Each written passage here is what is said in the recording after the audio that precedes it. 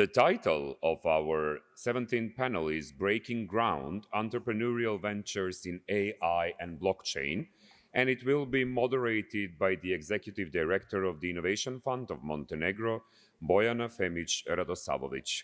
It's really great to be part of this event, and I think that this is a great opportunity that with such an interesting topic, we can actually close the panels for today. Let me introduce our panelists who are professionals in this field, and I feel really privileged to be moderator of this panel and speaking today with them. I have to say at the very beginning that Davor has a flight very soon, so I will have to ask all the questions to him first, and after that we will continue with all the discussions. Sorry, guys. As I said at the very beginning, we had one panel dealing with AI yesterday, so we already started that conversation. And I think that AI today is a part of everyday lives of all of us. I think that we can't say that we should think about AI and blockchain only as a technology, but of something that is necessity, whether you do business or in whatever you do in your life. So that is something that is natural. And as Robert Spano said yesterday, we shouldn't be afraid of AI, and we should grab it and think about that, how you can use it in your business models. So let's explore how actually integrating AI and blockchain can elevate ESG criteria and help us actually build a more sustainable future.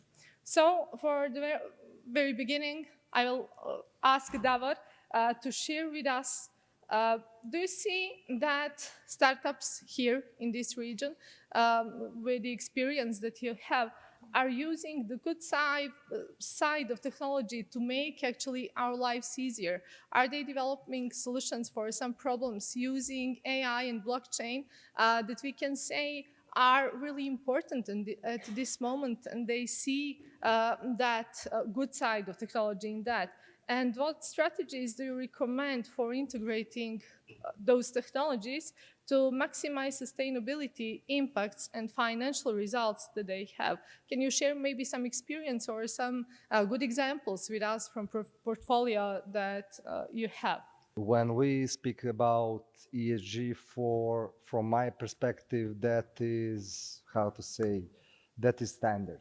That is something what if you want to be the global company, someone who try to be responsible, that is something what you need to have, maybe must have. The other side is technologies, and from perspective of my business, what we are doing, we are investing in startups.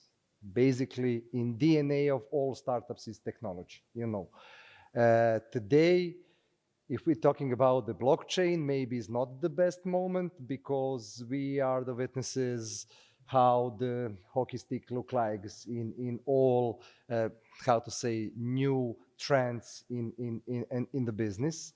And mainly the synonym for the blockchain is cryptocurrency, and they are struggling now how to deploy their very specific how to say, approach to some other field of business. In telco, in health tech, maybe in voting, something like that. But the AI is something special, and we will see definitely in the next period what will happen with that, because if you ask me, AI is too expensive process. And today, that is hot topic, and everyone who wants to be, how to say, more attractive on the market, sexy, they put the sentence AI in the name of the company, and they think that they are doing something from the deep tech background. But basically, AI has two very important components, that is machine and learning. And in my previous career, okay, I saw a lot of good example of deep tech. The truly AI, something different, you know, from the angle of producing something new. They are producing the process. The main thing is the final product, you know. And if we are talking about the strategies, I don't see the connections between ESG and the technology of AI and the blockchain, but that is, how to say, for all companies who starting now and try to be significant market player, they need to work and to grow in the range of the global standards. There is no good advice for them, pros and cons mostly, you know, just to try to calculate. I see two angles. First is how to decrease your CapEx, OpEx, and your current cost. And the second is how to increase your EBITDA per capita or revenue. And basically, we are talking about these responsible approach of the global business, but definitely the profit is something what is mandatory in all, how to say, current businesses and the global approaches. How do you see integrating of AI mostly to the reshaping traditional investment strategies? What is there, what you see there? And when we are talking about the companies here from this region, do you see some unicorn maybe? Or is it, can we expect unicorn coming actually from the field of AI? I hope so. That is something what, how to say, is essential thing what we, how to say, for whole our ecosystem. When I said ecosystem, I think whole region, you know, we are not just a Serbia or just Montenegro or Croatia, Macedonia. I think that the whole region is one ecosystem, and you know, good example is Estonia. Everything started in 2004 with the Skype, sorry. That was the first unicorn. Today they have 10 unicorns, and I think that the only thing what we need today is to try to find a local unicorn, because they will put us on the global map. Good example is also UiPath from Bucharest, because they put this part of Europe, East Europe, on the global map. They know today that in this West Balkans, someone knows how to develop something from the deep tech. And that money will, how to say, continue with this investing approach. And I think that, okay, Croatia is a few steps in front of us because they are part of EU, and it's easier to find new customer and to deploy their service there.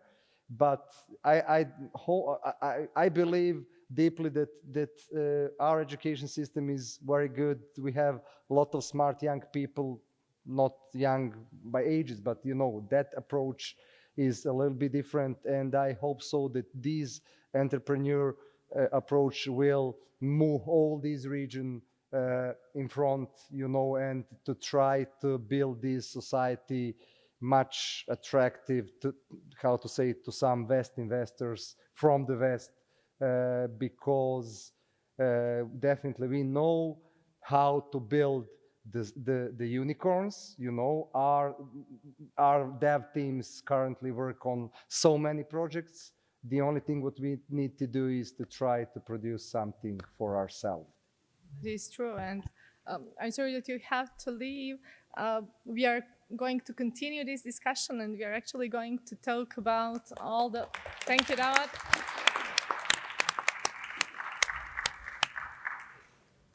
So now we are going to move to Alisa. First of all, Alisa, can you tell us, coming from Belgrade, how come that you are now at such a senior position at Airbus? That is one of the things that I wanted to know, that also show us, we are talking a lot about potential of the young people from our region. So we have good examples that people coming from our region can actually reach really good positions in big companies. So one part of the question is that, just to give us some advices to all the young people sitting here who can see and should see opportunities for them.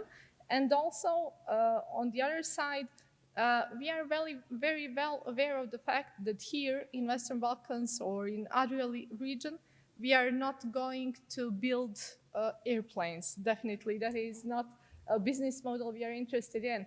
But we are sure that we can learn a lot from big companies like Airbus.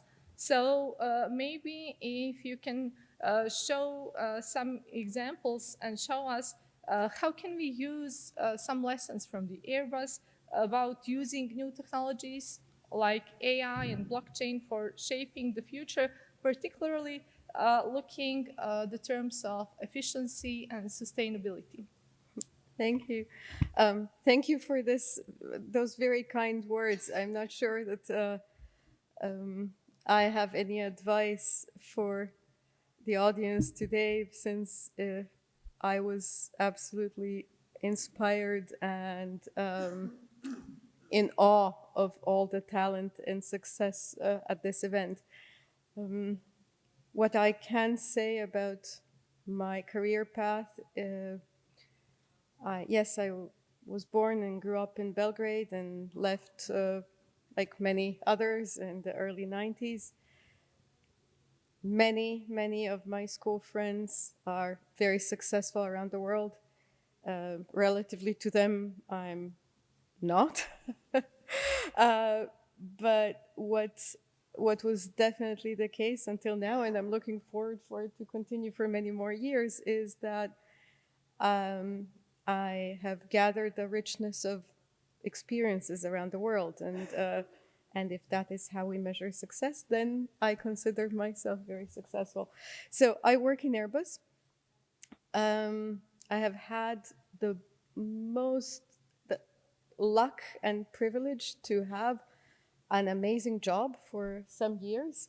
So Davor explained a bit what he does, and I had a similar job. I was head of partnerships, of R&D partnerships for Airbus, which meant that my role was to find the best possible startups or ideas that could potentially turn into value technologies for Airbus, and to nurture and grow and help those startups so that they can become partner suppliers to Airbus. So that took me around the world and across, as you can imagine, all kinds of technologies.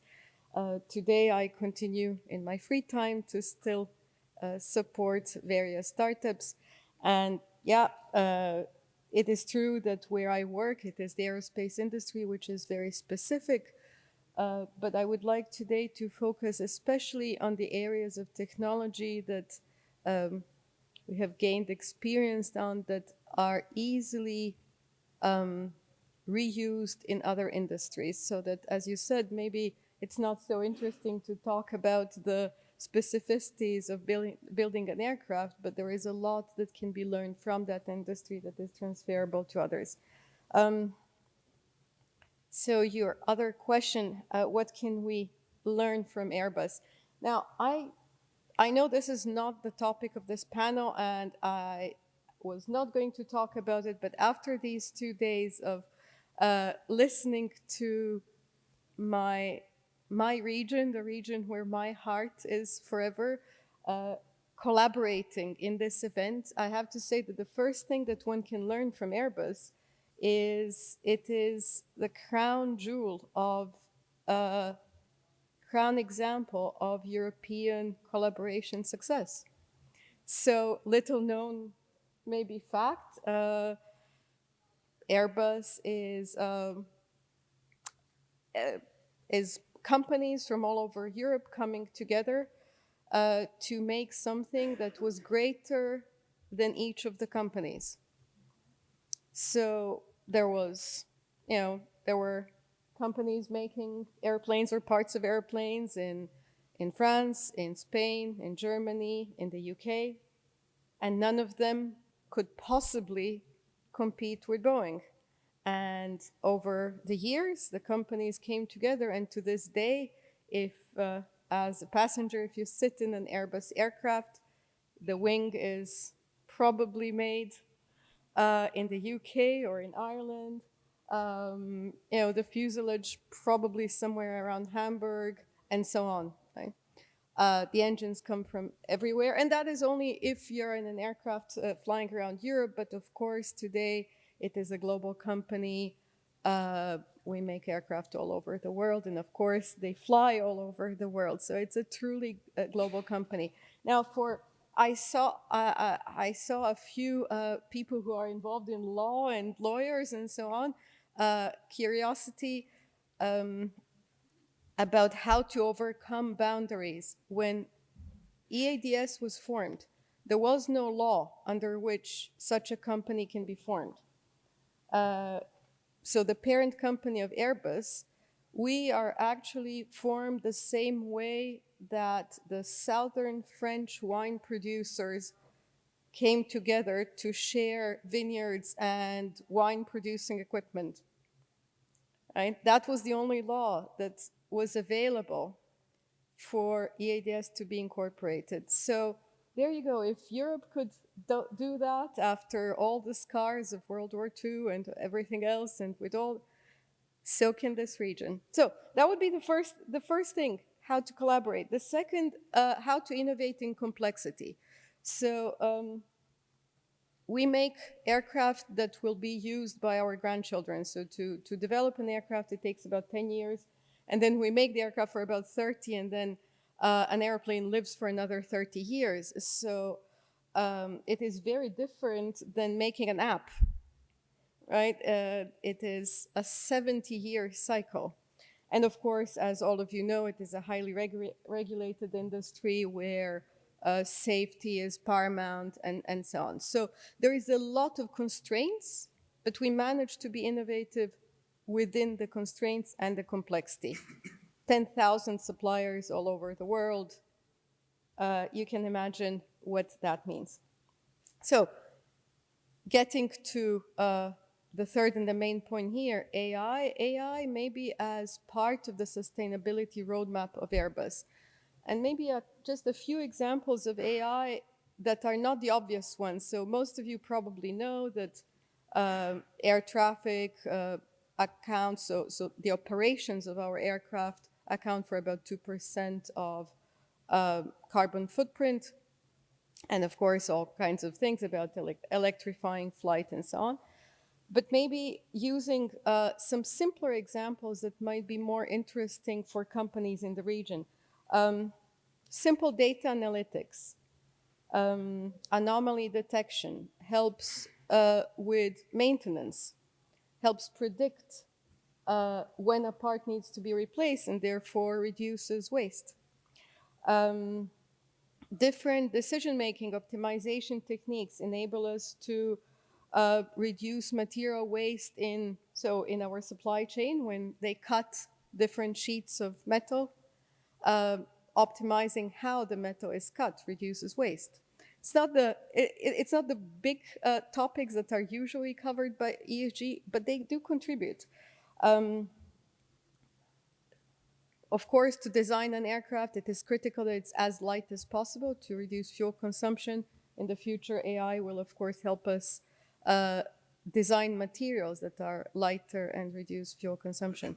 And there are many, many more examples like that. Then in manufacturing, task automation, robotic process automation reduces non-quality. Again, reducing waste.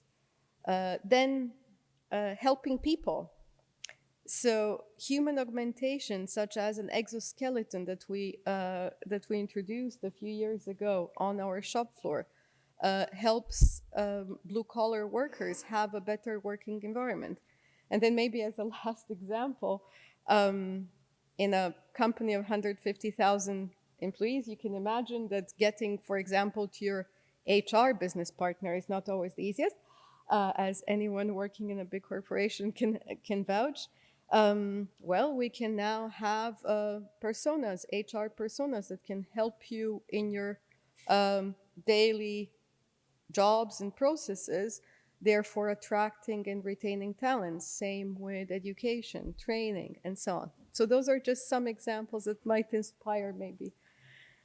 great examples. And yesterday we had that at the panel from Lufthansa, also talking about that that Lufthansa started using AI years ago, and they are still using it, and it is a big part of the sustainability model for them. So maybe, Manas, to continue with you, Alisa also mentioned regulations and laws, and that is a very important part of the whole story, and we should think about that. Yesterday, that was a great deal of the conversation in your panel was related actually to that. So my question for you is, what do you think, how do you see challenges, what challenges do policymakers face in regulating these technologies actually to ensure that they really contribute positively to the society?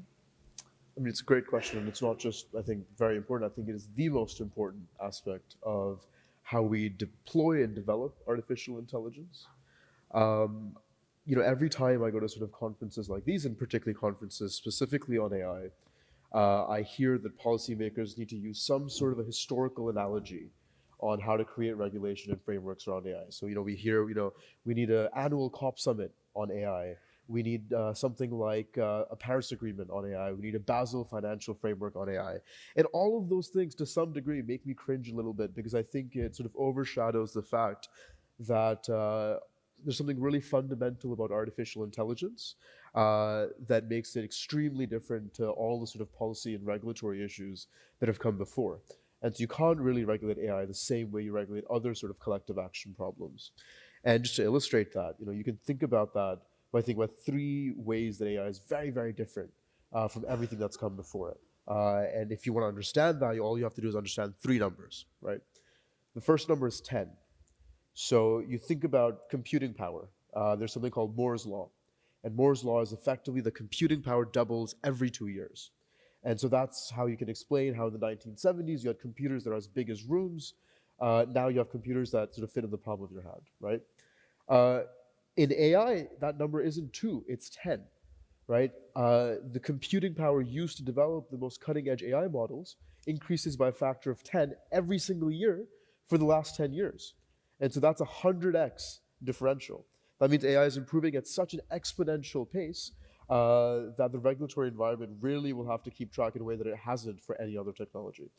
The second thing people need to remember, we think about AI sort of existing almost in this entirely artificial, virtual cyberspace. It doesn't, right? AI is in physical hardware. You need physical things to make AI. You need computer chips. You need semiconductors.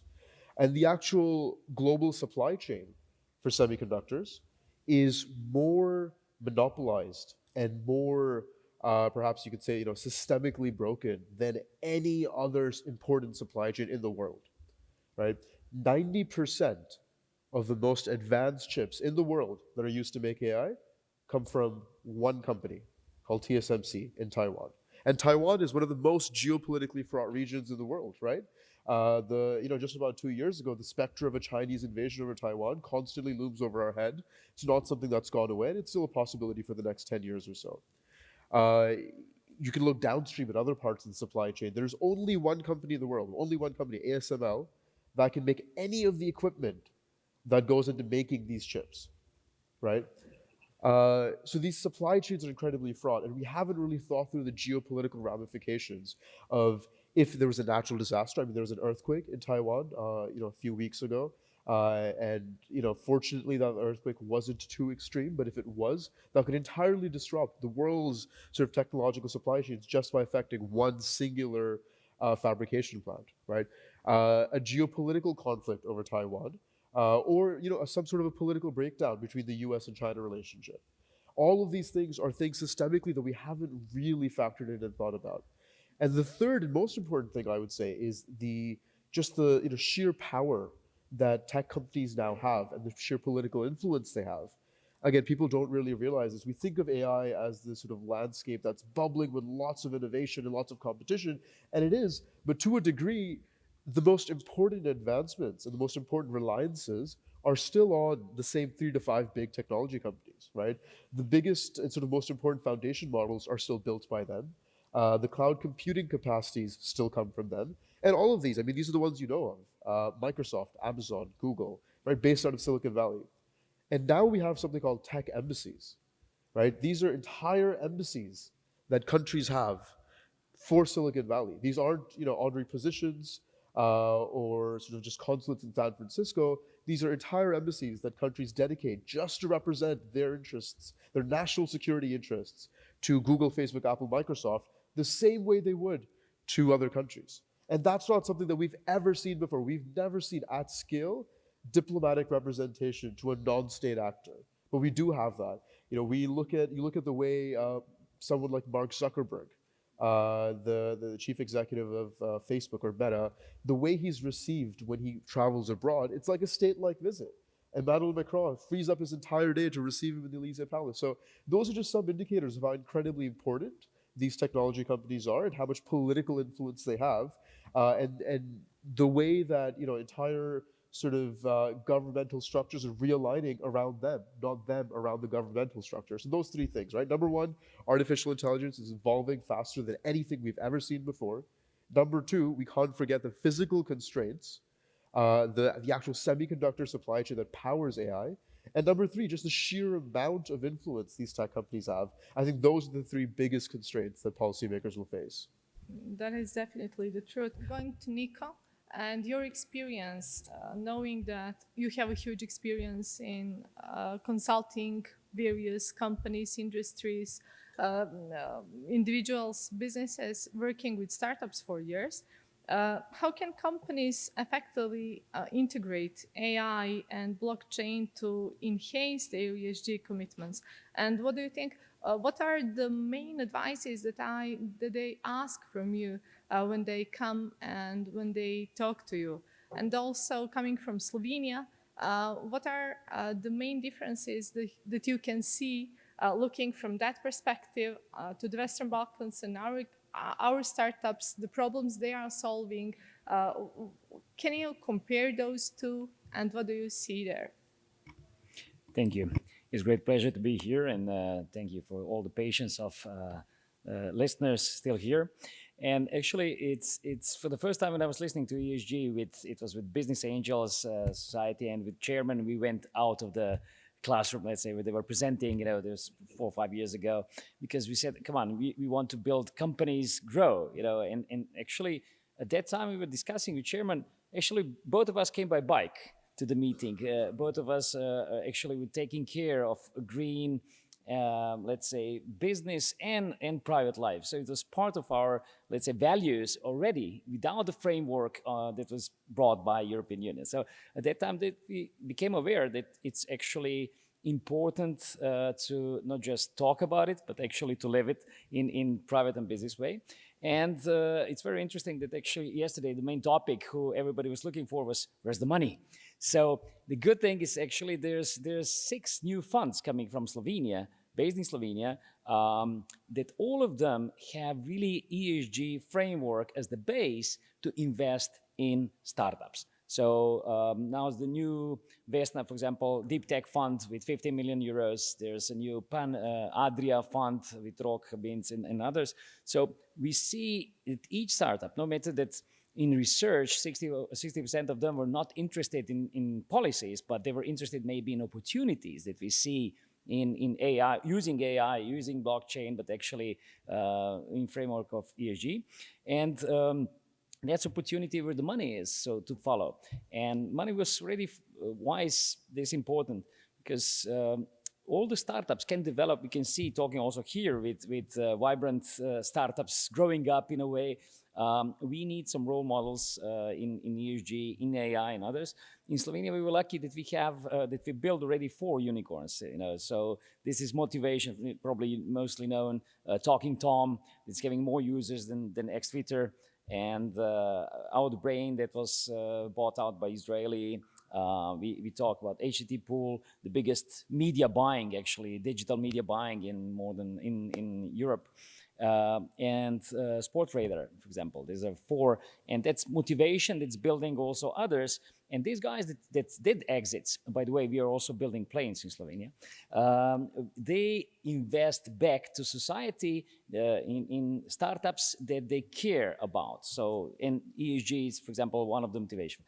Pipistrel was sold last year for 235 million to a Canadian company. And he invested back in building drones, but also supporting startups that are having green agenda, let's say, in helping here. So what we see, I mean, ESG, blockchain, AI. When I was looking first time the question, I said this must be ChatGPT question in a way, because there's so many buzzwords, you know. But it's not anymore about buzzwords. It's part of our, how to say, principles and mixing of principles and technologies today. They guide us towards really more sustainable, secure, also scalable future, because we want to put human in the middle of, you know, our life. It's not about being robot or being monkey, you know, but really that we can humanize also our business and lives. How to use actually the technology in a good way and not to forget about the human side of technology and everything. Thank you, Niko. Marko, finally, talking about your research organization and your team, and you have done a huge number of expert analysis and practical policy solutions in connecting the fields of ESG and blockchain on the other part. So can you tell us, can you share some good use cases that you have and show us the most significant impact on advancing sustainability goals for businesses and investors? So how do you envision the role of AI and blockchain? Because we were all focused on AI mostly, so we expect you to put more focus on the blockchain technology evolving in enhancing transparency within ESG reporting frameworks. Yes, thank you for the question. There are different key success factors that I would like to share with all of you when we see how can companies in the field of ESG work together with blockchain, right? Because blockchain is not just cryptocurrency and Bitcoin, right? So that's why if you are interested to have more specific use cases, you can go on the website of the summit. It's called esgmeetsblockchain.com. And we have there some videos of last year's summit, where, for example, the responsible person for the United Nations, who did a pilot project on opening the value chain in the field of leather and clothing. And she spoke about how could she manage to have a stakeholder partnership from all kind of stakeholders, being the simple farmer in Bolivia cultivating the cotton, till the end consumer brand like Adidas, to say what's in for each of us if we put our data into the blockchain, and we then actually have a traceability and a reliability as an industry of ours, right? So it's an absolutely fantastic presentation by Maria Teresa Pisani, that if you are interested really in this field, that go there and look at it. So what we see is really that blockchain has a huge potential to contribute in a significant way to the United Nations SDGs. For doing that as an organization, we are in special times. On one side, it's very challenging because we have to be up to date with what is happening in the field of AI, in blockchain. But on the other side, it's also very exciting because we have a lot of opportunities, right? So my message in a nutshell to businesses basically is that ESG does not happen in an ESG department. You have to reach out, right? And one of, if not the most important ally for ESG is the IT department. And in their mindset, usually they were not the ones who were the most innovative ones. right? Because they were just there if we had a problem with our emails or with our other computer-related topics, they were there to fix it. And now they have to help us to make us understand from the business side, how can technology help us to really reach a possibility to define KPIs, to measure processes, to basically, based on these results, you all already have heard data is the new gold. How can we actually manage it? Because you can only manage what you measure. That's why it's a very important aspect that you work together in the implementation of your ESG objectives with the IT department. And ideally, of course, IT is open to work with you on that. And if not, you have to be radical. You have to say, okay, IT is just the legacy IT. They stay what they have always done. And we build from scratch a digital department. So this is one aspect. The second aspect, who is absolutely crucial to implement the ESG strategy, is the partnership with the supply chain management and also with procurement. Also they are far away from our ESG philosophy. Why? Because they have been judged till now just how much money have you helped us to save as an organization. So this will not go away, but this one-dimensional perspective changes and it becomes a two-dimensional perspective, especially if we as an organization define scope 1, 2, and scope 3 objectives and also measurement tools. So procurement also need to further develop with us together into the direction of ESG, and both AI and blockchain can also help there significantly. Thank you. We should take care of the time. So for the second round of questions, I will ask you to keep it short, just to be in time for the closing remarks. So Alisa, today we had a chat, we were talking about that coming from this region, we know that there is a lot of knowledge here. And we have a lot of young people who know a lot about IT, but they work for foreign companies, they have huge salaries, but that is not making a big thing for the whole country, if you look at that. Is there any advice that you could give us, and something that you want to share that we should take into consideration to become a region that is really driven by knowledge and innovation? How can we actually make final products? How can we come to the customers at the end? What is something that is missing that you can see coming from this region and going to the Europe? Indeed, I think that is, since we're, I believe, the last panel for today, I think this is a very practical and actionable question, and I hope to hear from everyone else in the panel too. So I can maybe add a few, because Davor and I spent some time yesterday evening, instead of partying, plotting how to achieve that goal. So basically, how do we go in this region up the value chain, and how do you increase that? So maybe just to preface with one thing, I'm uncomfortable talking about AI. Right? I know this is the title of the panel because, in famous Tesla's words, AI is anything that hasn't been done yet. Right? That's basically what we're talking about. Right? So my first learning would be to de-hype from whatever we're talking, AI, blockchain, quantum computing, and so on, and to start from working hard on solving a difficult problem. Right? So pick a problem that is difficult, that someone can benefit from.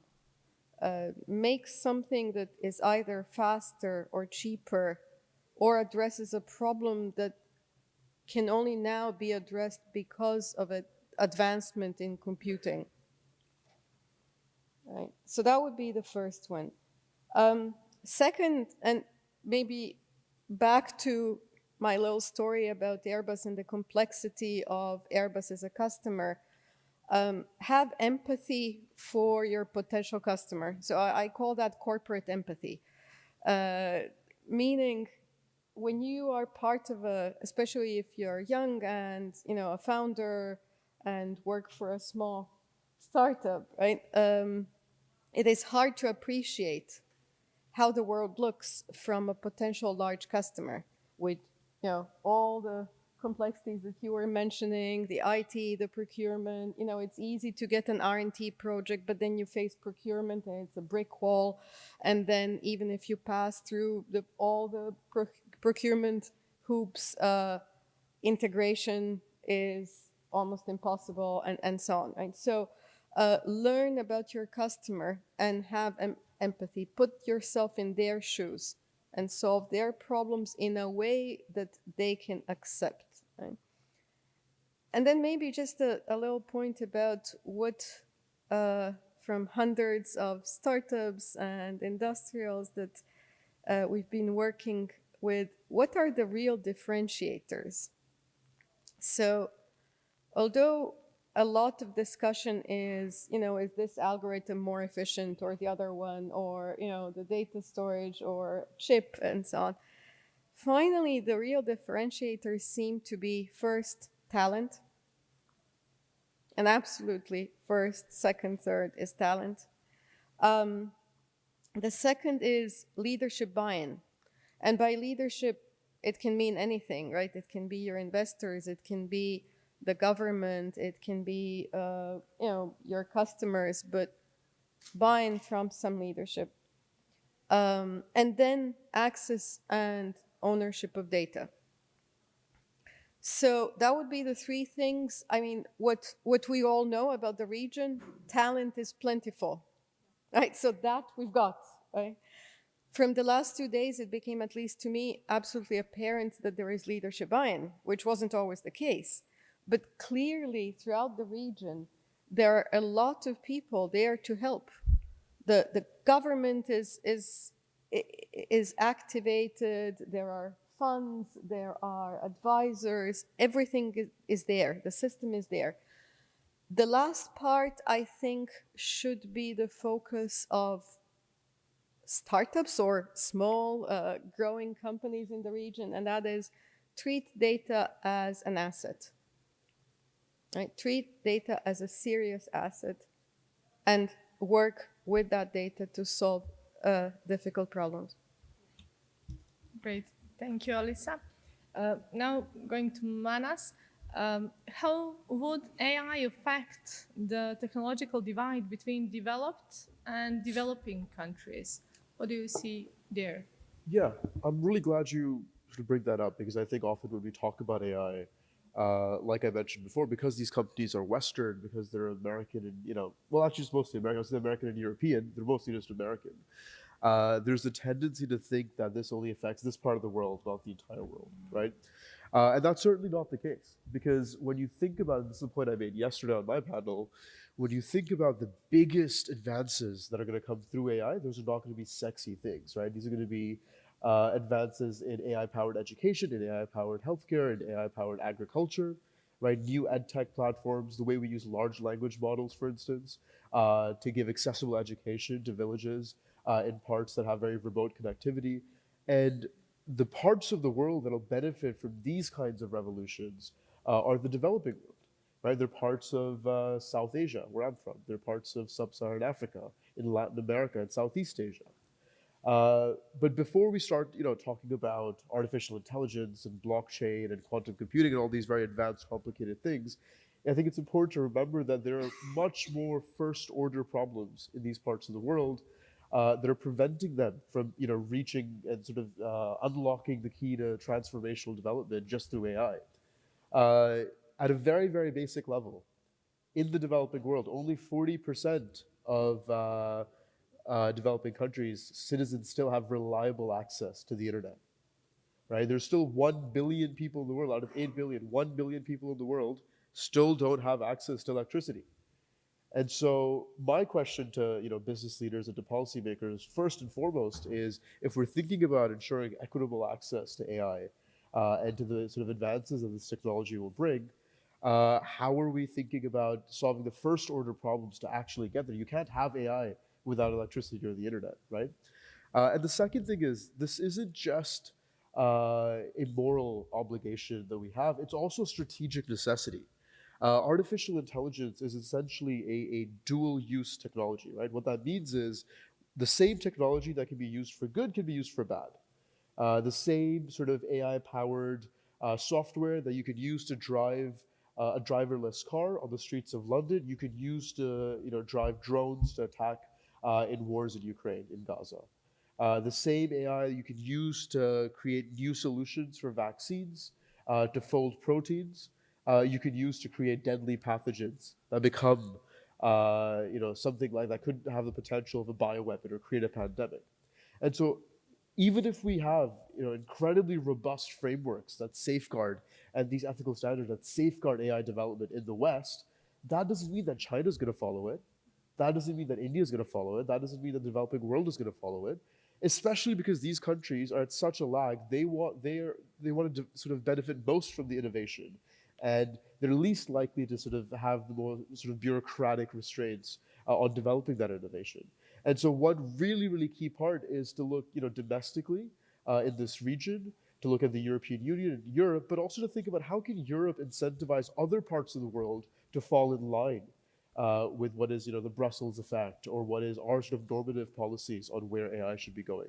So those two things, right? It's a moral obligation, but it's also strategic necessity to include developing countries in building sort of robust policy frameworks around AI.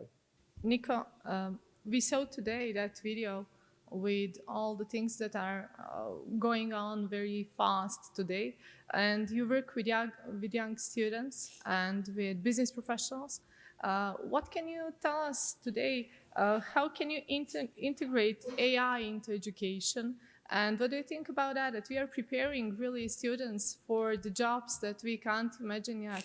So what are the main challenges that you see in that field of education and new technologies?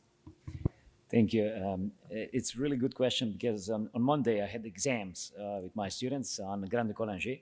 And I still didn't check the details, but instructions actually were use ChatGPT. It's give all the answers. Because people and students can read faster than I can teach them. Technology is changing faster, so why not use it? Why not testing? How many of you still left in the building? Are using ChatGPT, Copilot, or any of the... Okay, so we have quite good advance. So you would probably pass my exam then. But that's not the only question to have ChatGPT. Actually, what I challenge them is to exchange exams then and find mistakes that ChatGPT did on this exam. So they have to challenge each other with this. So what we can build, it's not just technology per se. I mean, it's building attitude that we can bring, curiosity, bold ideas. And today we are talking actually, as tech is a new church, as I see it. In Unholy Trinity, we are talking about blockchain, AI, big data. And we have not yet 12, but we have 7 apostles that are owning all the data. They will shape ourselves, soon with all the photos, all the deepfakes, everything can be. So there are also good and bad things that you opened, about technology, because we will have to own it. And Estonia already 10 years ago built technological embassies owning data in these countries. So Estonia is having their servers in US owning data of their citizens. And not just there, also in Japan, also in South Africa, and in kind of protecting what is done. And this is like the big issue now with TikTok. They have quite limited time, to close the company or sell the company. Of course, US would like to control also this data. And it's what we see, to be short, confidence in tech. It's the main barrier to adoption. We use a lot of things privately, but can we adopt this also in companies? Can corporations move as fast as the small mouses, stealing the cheese? We can see startups are much moving much faster and can be powered with VC. They can fight corporations. A lot of students also, especially corporate, you have to teach how to compete with them. Master of Ceremony is looking at us, so we are going to finish. Marko, just to wrap everything up, short answer on the question, how do you see AI and blockchain integration impacting ESG strategies within companies? And what are the most significant challenges they face in aligning these technologies with their sustainability goals? Two thoughts on it. One, a message to businesses. So don't see ESG just as a corporate governance exercise, but seeing it as a business opportunity. Right? So I liked a lot the panel before already by really saying that especially Scope 3 first mover, also in this region, have a huge opportunity to help to solve a problem that we maybe have in Switzerland, in Germany, in these countries, right? So not just to comply with the law here, but to be even more carbon neutral. And there you have huge business opportunities because you can ask a price premium. If you help the companies in Central Europe to reduce their Scope 3 emission. And the second one is we will not just have the summit in Lugano in Switzerland in July, but we will do an international summer school. And the topic is how can ESG be tokenized? Right? So we will have students from India, from South America. And if we have master students now here in the audience, just write me a motivation letter why you think you should come. And then hopefully we will be able to invite a couple of students from these regions. And if I'm invited next year, I would be more than happy to share the results and the knowledge that has been come out from this work in the summer school. Great. Thank you, Marko. So just to close everything up, to wrap it up, I think that this is really a topic that is so interesting that I hope that ESG talks that Bojana mentioned yesterday are going to be, some of them focused on AI and innovation, because that is actually the topic that is so interesting for audience. And I have to say a big thank you to all the panelists and also to the organizers. Being the last panel, I think that I can say in the name of every panelist and moderator that this is probably one of the best organized conferences I have ever seen. So a huge round of applause for all of you and the panelists. Thank you.